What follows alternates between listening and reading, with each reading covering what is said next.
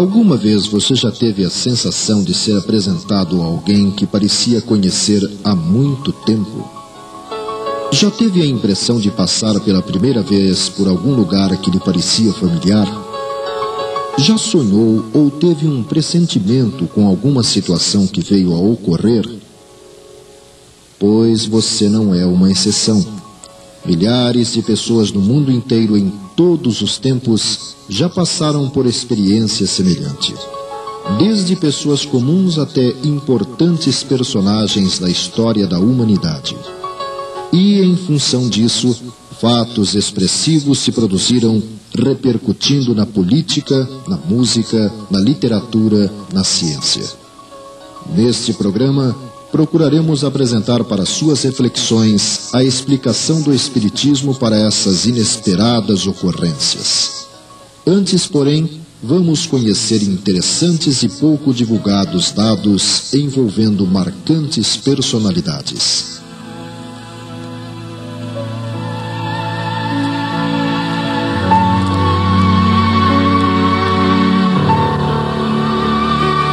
Albert Einstein, o matemático que revolucionou a comunidade científica no início do século XX com sua teoria da relatividade, como se sabe, foi uma criança problemática e até os 4 anos de idade não havia pronunciado uma palavra sequer.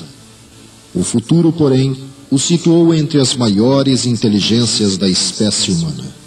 Einstein, segundo o escritor russo Dmitry Marianov, biógrafo e, por sinal, marido de uma enteada sua, conta o seguinte: ao ser levado ao grande sábio a notícia de que a Sociedade Real de Londres, em 6 de novembro de 1919, proclamara, à vista das provas, a exatidão de suas teorias, Einstein não se mostrou emocionado, limitando-se a dizer: eu não tenho necessidade de provas.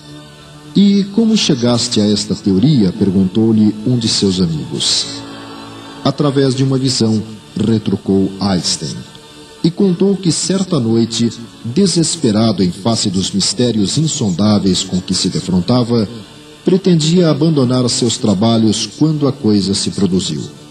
Com impressionante precisão, diante de seus olhos espirituais, delineou-se a imagem perfeita do universo com sua complexa estrutura no tempo e no espaço. Quando menos esperava, contemplou maravilhado a visão perfeita de um plano monstro do cosmos. A partir desse momento, disse ele, readquiri a paz, a convicção, a certeza de que andava em caminho certo. Imediatamente escrevi, explicando minuciosamente essa visão, e a seguir organizei mapas onde desenhei com a máxima exatidão todas as figuras astronômicas em suas diferentes movimentações, de maneira a que qualquer um pudesse tudo compreender. Carl Gustav Jung, psicólogo, psiquiatra, um dos criadores da psicanálise, nascido na Suíça, foi discípulo de Freud e com ele viveu uma interessante experiência. Em suas memórias, Jung conta que em 25 de março de 1909, estando em visita ao mestre e amigo, pediu ao eminente estudioso das questões do comportamento humano sua opinião sobre os fenômenos paranormais, obtendo dele, por causa de seus preconceitos materialistas, a rejeição às perguntas, considerando-as disparatadas. No transcorrer da acalorada polêmica, ocorreu um fato assim descrito por Jung. Enquanto Freud estava falando daquele jeito, tive uma curiosa sensação. Senti como se o meu diafragma fosse feito de ferro e estivesse ficando em brasa, uma abóbada incandescente. Neste momento, ouviu-se um estampido tão forte na estante de livros, que estava bem junto de nós, que ambos ficamos de pé, num salto, com medo de que aquela coisa fosse tombar sobre nós. Eu disse para Freud: pronto, isso é um exemplo do chamado fenômeno de exteriorização catalítica. Oh, espere aí, exclamou ele, isto é pura asneira. Não é não, repliquei. O senhor está enganado, professor. E para provar o meu ponto, eu agora predigo que em um momento haverá outro grande ruído igual. De fato, assim que acabei de dizer estas coisas, a mesma detonação estrondou na estante de livros. E Jung acrescenta: até o dia de hoje eu não sei o que foi que me deu essa certeza, mas sabia sem qualquer dúvida que o ruído se repetiria. Freud apenas olhou para mim estupefato. Eu não sei o que ia em sua mente, nem o que seu olhar significava. De qualquer modo, este incidente fez nascer sua desconfiança contra mim e tive a impressão de que havia feito algo contra ele. Depois disso, nunca mais discuti o incidente com ele. Guilherme Marconi, italiano, Prêmio Nobel de Física, descobridor do processo que permite a telegrafia sem fio, também viveu uma curiosa situação. Na madrugada de 20 de julho de 1927, sozinho em sua casa em Roma, Guilherme Marconi, chamando o criado, disse: sinto muito, mas creio que vou lhe causar e aos meus amigos grande aborrecimento. Receio esteja próximo o meu fim. Peço informar a minha esposa que se encontra em Viareggio e ao meu filho que está em Nova York. Quanto à minha filha Electra, também em Viareggio, hoje, dia do seu 7º aniversário, transmita-lhe um telegrama de parabéns. Que horas são? 3 da madrugada. Daqui a 45 minutos deixarei de viver. Não terei ensejo de ver pela última vez meus filhos e minha esposa. Morro tranquilo. Cumpri minha missão na terra. Irei prestar contas de meus atos ao Supremo Criador do Universo. Realmente, passados 45 minutos exatos, como previra, desencarnava o grande Marconi.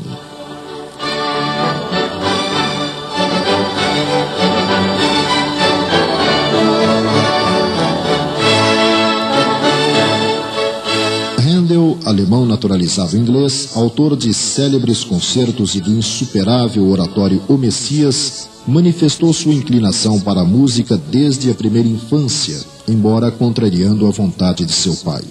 Segundo seu biógrafo Stefan Zweig, antes de executar o oratório O Messias pela primeira vez, em um impulso inevitável, Handel declarou publicamente: este trabalho é obra de alguém fora de mim mesmo, e eu nunca poderei aceitar um único níquel para ele ou advindo dele, pois não me pertence. Quando vier a render, esse produto deverá sempre ser revertido em benefício dos enfermos, pois que eu estava doente e me curei. Era prisioneiro e me libertei. Aqueles que viviam em sua intimidade se entreolharam espantados. Tinham assistido estarrecidos ao trabalho da composição do oratório. Handel passara 21 dias escrevendo-o.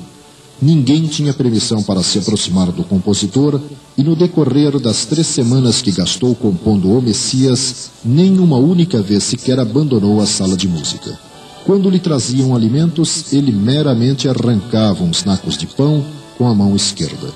Com a direita prosseguia escrevendo as notas imortais. Ocasionalmente erguia-se e andava de um lado para o outro.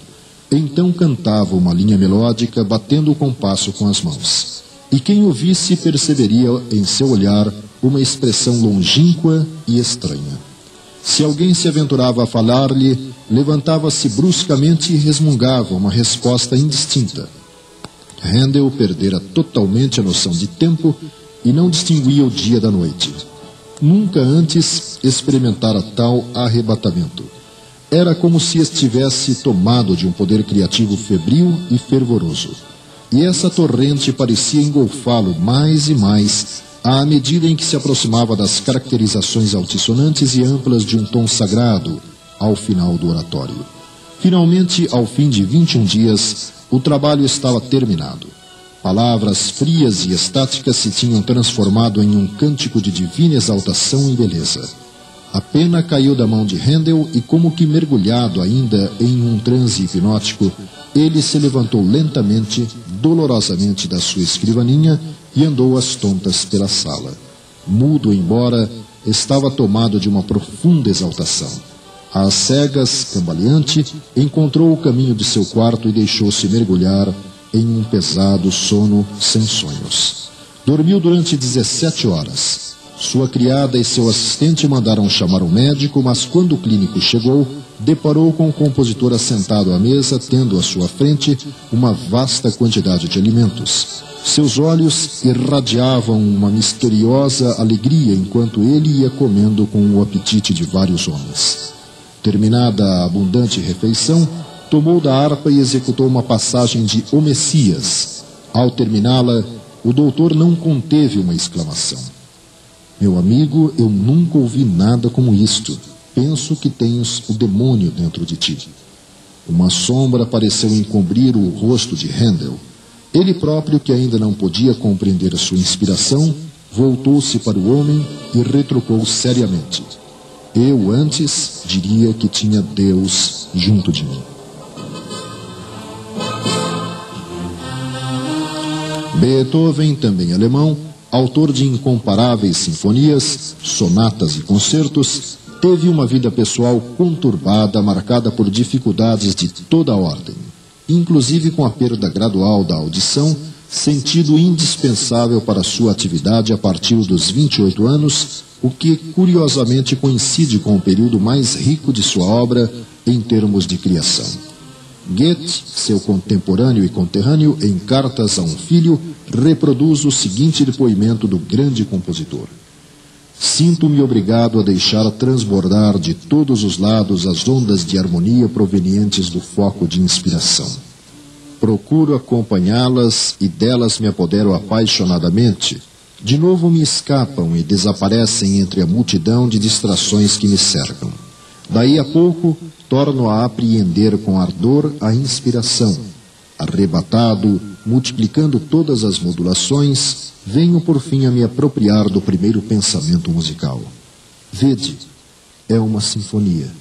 Tenho necessidade de viver só comigo mesmo. Sinto que Deus e os anjos estão mais próximos de mim, na minha arte, do que os outros. Entro em comunhão com eles e sem temor. A música é o único acesso espiritual nas esferas superiores da inteligência. Após haver composto as mais suaves harmonias, costumava exclamar: tive um êxtase.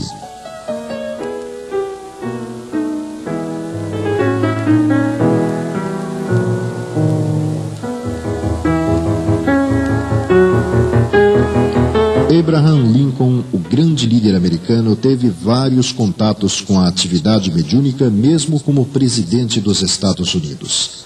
Pessoalmente, segundo o relato de Ward Layman em seu trabalho Reminiscências de Abraham Lincoln, o grande presidente contou a pessoas ligadas a ele o seguinte: há cerca de 3 dias atrás, recolhi-me tarde.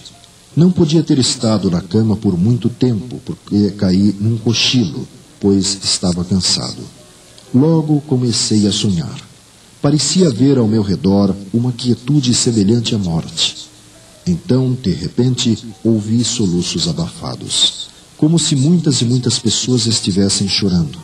Pensei que deixava minha cama e vagava lentamente no andar inferior. Lá o silêncio era quebrado pelos mesmos soluços lamentosos, mas os que pranteavam estavam invisíveis. Fui de sala em sala. Nenhuma pessoa viva estava à vista, mas os mesmos sons entristecedores de sofrimento seguiram-me enquanto eu ia passando. Cada um dos objetos me era familiar. Mas onde estariam todas as pessoas que estavam se lamentando como se seus corações fossem partir? Eu estava intrigado e alarmado. Qual seria a significação de tudo isso? Determinado a encontrar o motivo desse estado de coisas tão misterioso e chocante, continuei a vagar até que cheguei à sala leste, onde entrei. Ali, uma nauseante surpresa me aguardava. Diante de mim estava um catafalco, sobre o qual repousava um cadáver embrulhado em vestes mortuárias. Ao redor dele postavam-se soldados que estavam fazendo o papel de guardas, e ali havia uma multidão de pessoas, algumas olhando tristemente para o cadáver, cuja face estava coberta. Outras choravam lastimosamente. Quem está morto na Casa Branca? Perguntei ao soldado. O presidente, foi a resposta. Ele foi morto por um assassino. Partiu da multidão uma ruidosa explosão de dor que me acordou de meu sonho. Não dormi mais naquela noite, e embora isso tenha sido apenas um sonho, desde então tenho andado estranhamente incomodado com ele. Como se sabe, a 15 de maio de 1865, o sonho se tornou realidade. Rui Barbosa, o grande apóstolo do direito, em virtude do seu físico raquítico, não causou boa impressão como embaixador especial do Brasil na segunda Conferência Internacional de Paz, em Haia, no ano de 1907. Seus longos discursos, cheios de profunda erudição, não eram ouvidos com a devida atenção. Nessas oportunidades, ele indagava de seus colegas qual o idioma em que desejavam proferisse seus discursos. Quando da sessão em Haia, então presidida pelo Sr. Martin, que ouvira com mau humor o discurso pronunciado sobre marítimas, Martin declarou em tom de censura: "O memorial do nobre embaixador do Brasil constará dos processos verbais de nossas sessões. Devo, porém, observar-lhe que a política não é da alçada da conferência." A Assembleia aplaudiu. Inopinadamente, Rui se pôs de pé com visível emoção, pediu a palavra e, atendido, proferiu o marcante e histórico discurso que lhe valeu o título de Águia de Haia. O próprio Rui, explicando o porquê dessa sua inesperada iniciativa, cujo improviso foi feito em francês fluente e escorreito, disse: "As forças, a coragem, a resolução me vieram não sei de onde. Vi-me de pé com a palavra nos lábios."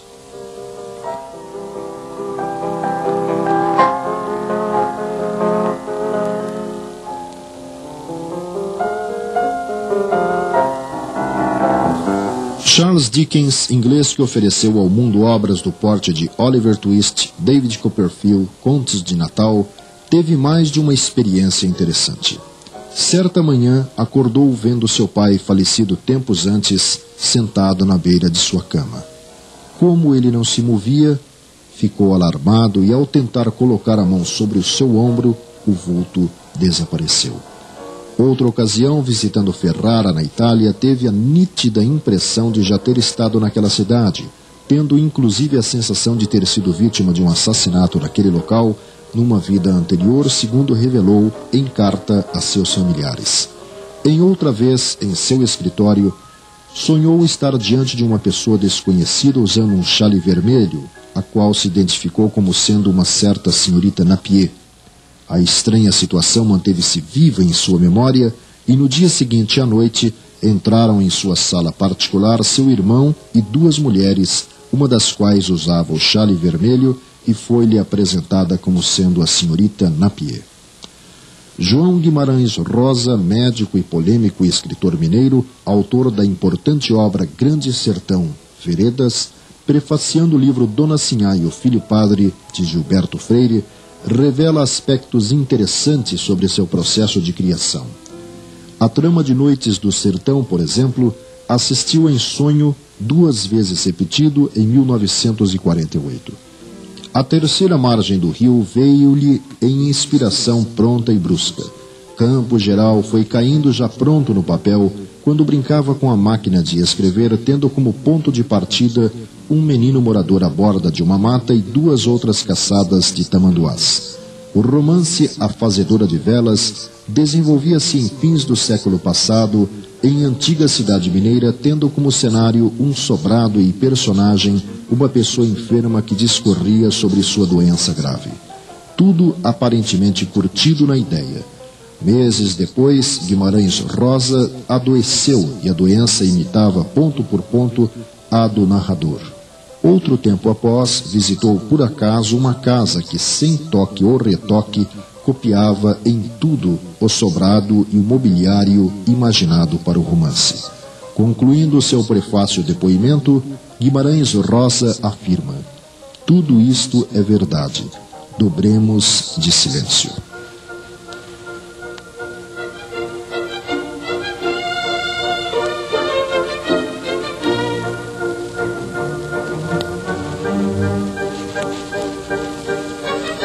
questão 459 de O Livro dos Espíritos esclarece-nos que a influência dos espíritos sobre nossos pensamentos e ações é maior do que cremos, porque frequentemente são eles que nos dirigem.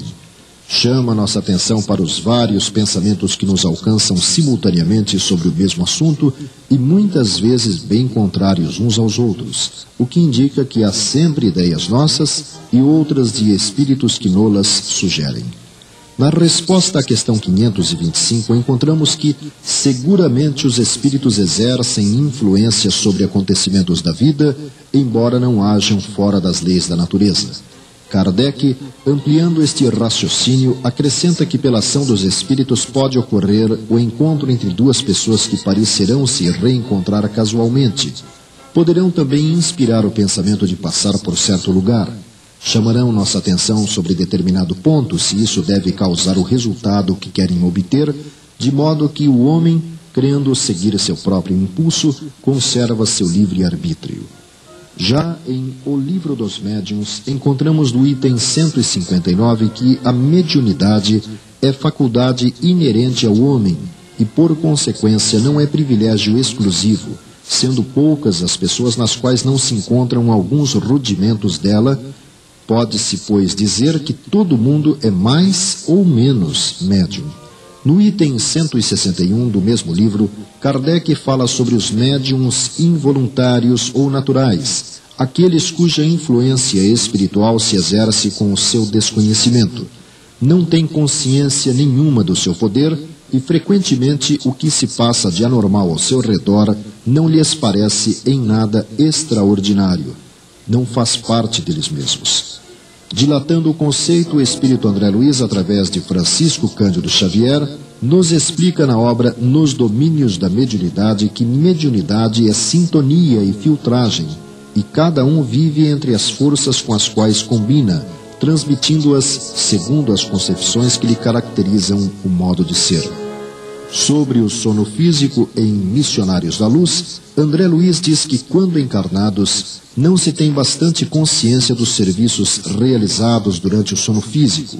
Contudo, esses trabalhos são inexprimíveis e imensos. Se todos os homens pesassem seriamente o valor da preparação espiritual diante de semelhante gênero de tarefa, certo efetuariam as conquistas mais brilhantes nos domínios psíquicos, ainda mesmo quando ligados aos envoltórios inferiores. Infelizmente, porém, a maioria se vale inconsciente do repouso noturno para sair à caça de emoções frívolas ou menos dignas.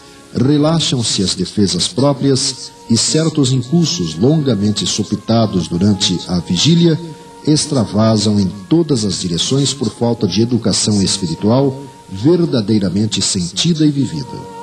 E, em Ação e Reação, afirma que cada qual de nós vive e respira nos reflexos mentais de si mesmos, angariando as influências felizes ou infelizes que nos mantêm na situação que buscamos. Portanto, observando o que pensamos, teremos ideia de nossas companhias espirituais. Assim sendo, concluímos que, diante dos fatos e conceitos explicados pelo Espiritismo, as ocorrências que assinalam novas vidas, vez ou outras, são comuns por estarem integradas às leis da natureza. Estudemos o assunto, conhecendo as obras citadas ao longo desse roteiro, e certamente encontraremos outras respostas para as variadas questões existenciais.